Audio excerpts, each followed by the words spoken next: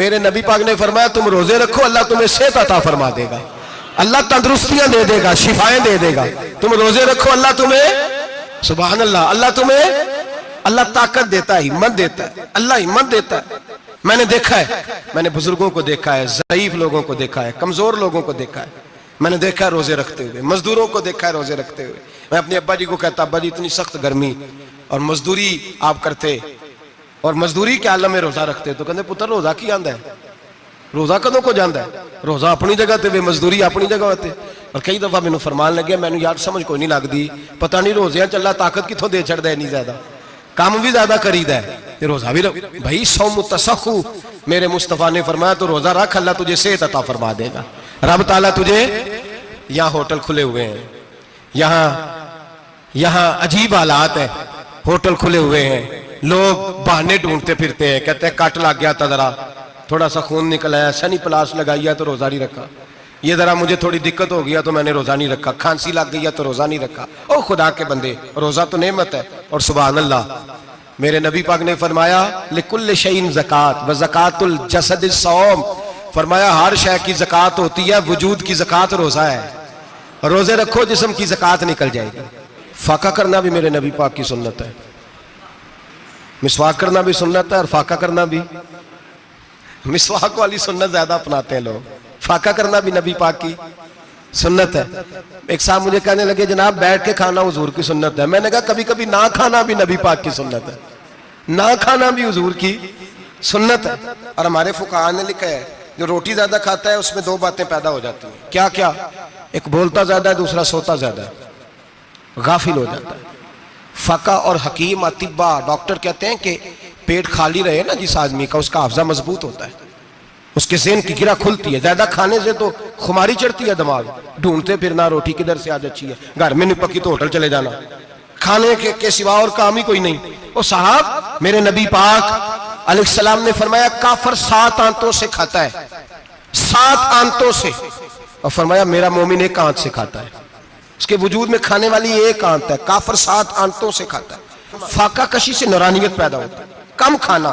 دیکھیں نا نبی پاک صلی اللہ علیہ وسلم نے اللہ سے فاقہ مانگ کے لیا ہے، یا اللہ 1 وقت روٹی دے 1 وقت کا فاقہ دے، مانگ کے لیا ہے نبی پاک نے، مانگ کے. حضرت ابو ہریرہ رضی اللہ تعالیٰ عنہ فرماتے ہیں بھوک زیادہ لگتی تھی نا جب مجھے، تو میں حضرت عمر سے، ابو بکر سے، عثمان، مولا علی سے کوئی مسئلہ پوچھ لیتا تھا، اور جب میں مسئلہ پوچھتا تھا تو وہ مجھے روٹی کھلا دیتے تھے. جب میں ان سے مسئلہ پوچھتا تو وہ مجھے، حضرت ابو ہریرہ فرماتے ہیں مجھے بھوک لگی، میں حضرت عمر کے پاس گیا، ان سے مسئلہ پوچھا. ان کا رواج تھا جب میں مسئلہ پوچھتا تو پہلے روٹی کھلاتے. ہمارے بزرگ یہ فرماتے ہیں کہ کھانے کھلا کے دین پڑھاؤ، صرف تمہارا کتب خانہ نہیں کھلا ہونا چاہیے، تمہارا دسترخوان بھی کھلا ہونا چاہیے. کسی نے نبی پاک صلی اللہ علیہ وسلم سے پوچھا تھا بہترین مسلمان کون ہے؟ حضور نے فرمایا جو سلام لینے میں پہل کرے اور روٹی زیادہ کھلائے، جو روٹی ہر وقت فکر کرے یار تو روٹی کھا لے، روٹی کھانے کی طرف توجہ دلائے. کھلانا سنت ہے، زیادہ کھانا اس میں بھی فرق رکھیں. تو نبی پاک صلی اللہ علیہ وسلم کے صحابی حضرت ابو ہریرہ رضی اللہ تعالیٰ عنہ فرماتے ہیں میں نے حضرت عمر سے مسئلہ پوچھا، میں نے کہا حضور مسئلہ بتائیں، تو کہتے پہلے ان کی عادت تھی جب میں مسئلہ پوچھتا تو روٹی بھی کھلاتے، آج انہوں نے مسئلہ ہی بتایا ہے، روٹی کوئی نہیں کھلائی. تو مجھے کہنے لگے ابو ہریرہ تو سوچتا ہوگا روٹی نہیں اس نے پوچھی، تو نے کب سے کھانا نہیں کھایا؟ میں نے کہا آج صبح سے. تو جناب عمر کہنے لگے میں نے کل صبح سے نہیں کھایا. چل ابو بکر صدیق کے گھر مسئلہ پوچھتے ہیں. کہتے جناب صدیق اکبر کے دروازے پہ گئے، جا کر کے ان سے مسئلہ پوچھا. ان کی بھی عادت تھی جب کوئی مسئلہ پوچھنے جاتے تو دسترخوان بچھا لیتے، کہتے آؤ روٹی بھی کھلاتا ہوں مسئلے بھی بتاتا ہوں. کہتے ہیں گئے تو انہوں نے بھی مسئلہ بتایا، روٹی کوئی نہ پوچھی. تو کہنے لگے عمر ابو ہریرہ تم لوگوں نے کل پرسوں سے نہیں نہ کھایا ہوگا. اور ابو بکر کو 4 دن گزر گئے ہیں، تھوڑا سا دودھ ملا ہے یا کھجور ملی ہے، روٹی کوئی نہیں ملی. چلو در رسول پہ چلتے ہیں، آؤ حضور کی بارگاہ. کہتے ہیں نبی پاک کی بارگاہ میں آئے، حضور نے چہرے دیکھے، کریم سے مسئلہ نہیں پوچھنا پڑا. میرے مصطفیٰ کریم نے فرمایا بھوک لگی ہوئی ہے تم تینوں کو؟ 3-4 دن ہو گئے. اللہ کے رسول نے فرمایا مجھے پورا ہفتہ ہو گیا ہے. سبب کچھ اور ہے جس کو تو خود سمجھتا ہے. زوال بندہ مومن کا بے زری سے نہیں، بھوک نقصان کا وجہ نہیں بنی، وجہ کوئی اور بنی ہے. رشوتیں جو بازار گرم ہوئے ہیں لوٹ مار کے، یہ روٹی کے لیے نہیں، یہ زیادہ کھانے کے لیے. یہ بینک بیلنس کے لیے گرم ہے، یہ لوٹ مار کا مقصد کوٹھیاں بنانا ہے، روٹی کا تو رب کریم کا وعدہ ہے۔ جو روز روتا ہے شام کو کہ میرا کاروبار کوئی نہیں، اصل میں کہتا ہے بنگلہ کوئی نہیں، اصل میں کہتا ہے کار کوئی نہیں، پجارو کوئی نہیں، روٹی تو اللہ عطا فرماتا ہے، اس کا وعدہ ہے۔ فرمایا حضور نے 3 دن بیت گئے، چلو میرا بے تکلف صحابی ہے ابو الحسن انصاری، وہ بڑے نصیب والے ہوتے ہیں جن کو میرے نبی پاک خود کہتے تھے کہ تیری فلانی ذمہ داری ہے۔ اس زمانے کا تو کسی کو کہہ دیا جائے یہ تیری ذمہ داری ہے تو کہتا ہے یہ تو پھٹیکے ڈالنے لگ گیا، یہاں سے تو چھٹی کر جانی چاہیے۔ خوش ہوتے تھے صحابہ کہ ہماری ذمہ داری لگی۔ کہتے ہیں حضرت ابو الحسن انصاری کے گھر گئے، نبی پاک نے فرمایا بھوک بڑی لگی ہے، کھانا لا۔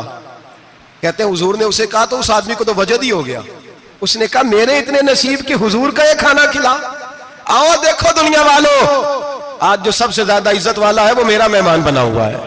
فرماتے ہیں وہ دوڑے گئے، بکری اٹھائی، ذبح کی، بیوی کو کہنے لگے روٹی تیار کر، ادھر کھجوریں توڑی، انگور توڑے، کہنے لگے حضور آپ جب تک تناول کریں تب تک کھانا پک جاتا۔ حضرت عمر کہتے ہیں روٹی پک کے آئی، بڑا پیارا گوشت، بڑا اچھا سالن، بڑا خوبصورت خلوص والا کھانا۔ فرماتے ہیں میں نے بڑا ہی کھایا۔ نبی پاک نے نہ ایک روٹی لی اور چھوٹی چپاتی، تھوڑا تھوڑا سالن کونوں سے، اور جب نبی پاک نے کھا لیا تو حضور کی آنکھوں میں آنسو آئے۔ حضرت عمر کہنے لگے حضور روئے کیوں؟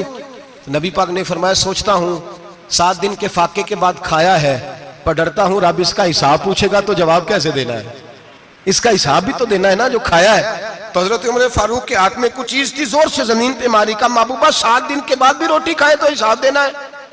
نبی پاک فرمانے لگے عمر وہ مالک ہے نا، تو جب دیتا ہے تو حساب نہیں لے سکتا، حساب تو دینا ہے، حساب تو دینا ہے، تیاری رکھو۔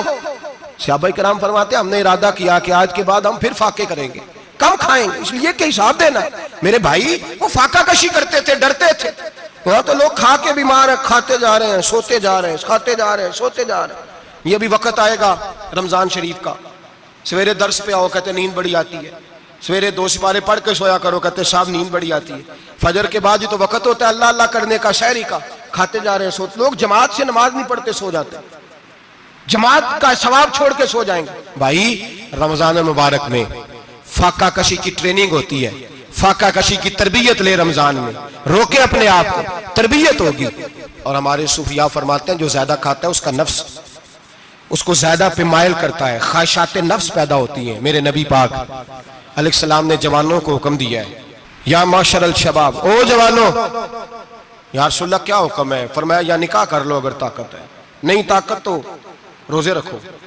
حضور روزے سے کیا ہوگا؟ فرمایا تمہارا نفس کچلا جائے گا، شیطان وسوسہ اندوزی نہیں کرے گا۔ آج نوجوان بڑھ بڑھ کے کھاتا ہے، بہت زیادہ کھاتا ہے، کبھی اس ہوٹل سے کھاتا ہے، کبھی اس ہوٹل سے کھاتا ہے۔ اتنا زیادہ کھائیں گے تو نفسانی قوتیں اچھل کر کے آئیں گی، مشکل ہو جائے گا۔ شادیاں دیر سے ہوتی ہیں، ماں باپ آنکھیں بند کر کے بیٹھے ہوئے ہیں۔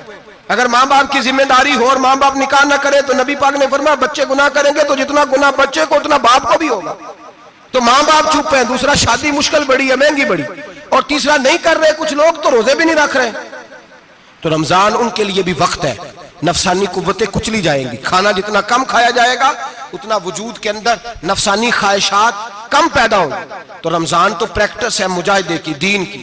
اور دوسرا میرے حبیب پاک صلی اللہ علیہ وسلم نے فرمایا ہے، حضور فرماتے ہیں کہ رمضان اور قرآن کا آپس میں رشتہ ہے۔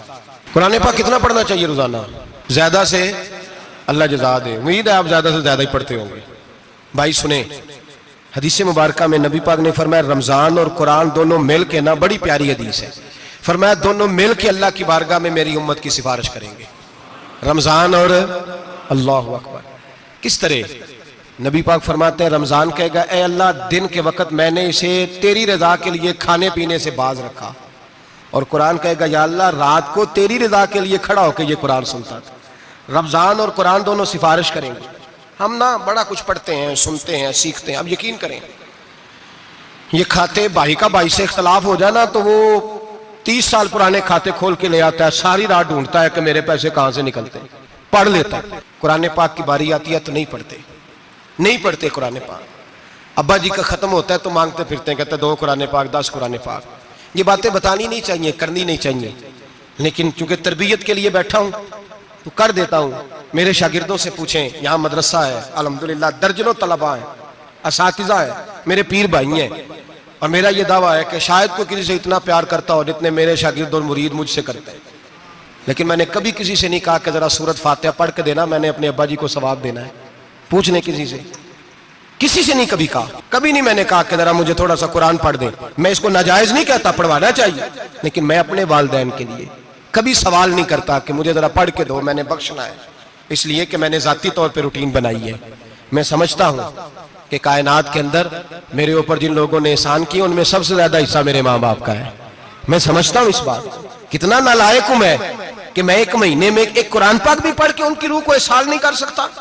میرا یہ طریقہ ہے ذاتی، میں قدغن نہیں لگاتا، میرا ذاتی طریقہ یہ، الحمد سے شروع کرو اور 2 سورتیں چھوڑ کے قرآن پاک ختم کر دو آخری، اور پھر فلق اور ناس صورتیں ساتھ لے جاؤ، یہاں بیٹھ کے سالے ثواب نہیں کرنا، ختم نہیں دلانا، ساتھ لے جاؤ، قبر پہ کھڑے ہو جاؤ اور فلق اور ناس صورتیں قبر پہ بیٹھ کے تلاوت کرو، اور جو قرآن مجید پڑھا ہے ان کی روح کو وہاں احسال کرو۔ اور بھائی، اولاد جب ماں باپ کے لیے پڑھتی ہے تو اسے کہنا نہیں پڑتا اللہ بخش دے، اس لیے کہ اولاد کی نیکیاں خود بخود ماں باپ کے کھاتے میں جمع ہوتی ہیں، خود نیکیاں جمع ہوتی ہیں۔ میرے بھائی، تو بچوں سے یہ تو مطالبہ کرتا ہے کہ بیٹا اس سال رمضان المبارک میں میرے لیے ستو ضرور بنانا، فلانی چٹنی ضرور تیار کرنا، یہ کیوں نہیں کہتا بیوی سے کہ ڈشیں کم بنانا، تو بھی بیٹھ کے قرآن پاک پڑھ، میں بھی قرآن پاک پڑھتا ہوں، ادھر آؤ بیٹا یہاں بیٹھ کے تلاوت کرو، میں بھی کرتا ہوں، بیٹی ادھر آؤ بیٹھ کے قرآن پاک پڑھو۔ کتنا وقت لگتا ہے؟ حافظ اور قاری اور علماء اگر پڑھے تو 20-25 منٹ لگتے ہیں قرآن پاک کا سپارہ پڑھنے، اور اٹک اٹک کے پڑھنے والا بھی پڑھے تو 1 گھنٹہ لگ جائے گا۔ اور میرے نبی پاک صلی اللہ علیہ وسلم نے فرمایا جو قرآن پڑھتے ہوئے اٹکتا ہے اللہ اسے ڈبل ثواب عطا فرماتا ہے۔ فرمایا جو زبانی پڑھے سنگل ثواب، جو دیکھ کے پڑھے اسے ڈبل ثواب۔ حضور کیوں؟ فرمایا اس لیے کہ میرا قرآن دیکھنے پہ بھی اللہ ثواب عطا فرماتا ہے، قرآن دیکھنے پہ بھی اللہ ثواب دیتا ہے، دیکھنے کا بھی ثواب۔ رمضان شریف میں قرآن پاک پڑھے، کھول کے پڑھے۔ اور میرے بھائی، اگر تیرا بچہ پڑھے، اگر تیری بیٹی پڑھے، کائنات کا خوش نصیب باپ وہ ہے کہ بیٹا قرآن پڑھے، چاہے ناظرہ ہی پڑھے، جس کی بیٹی پڑھے۔ زندگی میں انہیں اس کام پہ لگا جاؤ، مرنے کے بعد بھی پڑھیں گے۔ امام جلال الدین سیوطی شافعی رحمت اللہ علیہ فرماتے حضرت عیسیٰ قبر کے پاس سے گزرے، قبر پہ عذاب ہو رہا تھا، اللہ کا غضب برس رہا تھا، جناب عیسیٰ استغفار پڑھتے ڈرتے گزر گئے۔ تھوڑی دیر کے بعد، چند گھنٹوں کے بعد گزرے تو اسی قبر پہ پھول کھلے ہوئے تھے، رحمت برس رہی تھی۔ حضرت عیسیٰ علیہ السلام عرض کرنے لگے مولا تو بے نیاز ہے، میری طاقت نہیں تیرے کاموں میں بولنے کی، پر ابھی تو یہاں عذاب ہو رہا تھا، ابھی رحمت برس رہی ہے۔ جناب عیسیٰ کہتے ہیں آواز خدا بندی آئی، عیسیٰ بندہ بڑا گناہگار تھا، پاپی تھا، مجرم تھا، خطا کار تھا، لیکن جب اس کا انتقال ہوا، اس کی بیوی حاملہ تھی، اس کے پیٹ میں بچہ تھا، بچہ اس کے انتقال کے بعد پیدا ہوا، آج وہ 4-4.5 سال کا ہوا ہے، مکتب میں گیا ہے، مدرسہ میں گیا ہے، استاد نے بسم اللہ شریف پڑھائی ہے، فرمایا اس نے توتلی زبان سے کہا ہے بسم اللہ الرحمن الرحیم، کہا عیسیٰ مجھے بتلا اس زمین پر وہ معصوم جسے ابھی رحمان اور رحیم کہنا نہیں آتا، وہ توتلی زبان سے مجھے رحمان اور رحیم کہے، اور میں اسی زمین پہ اس کے باپ کو عذاب دوں۔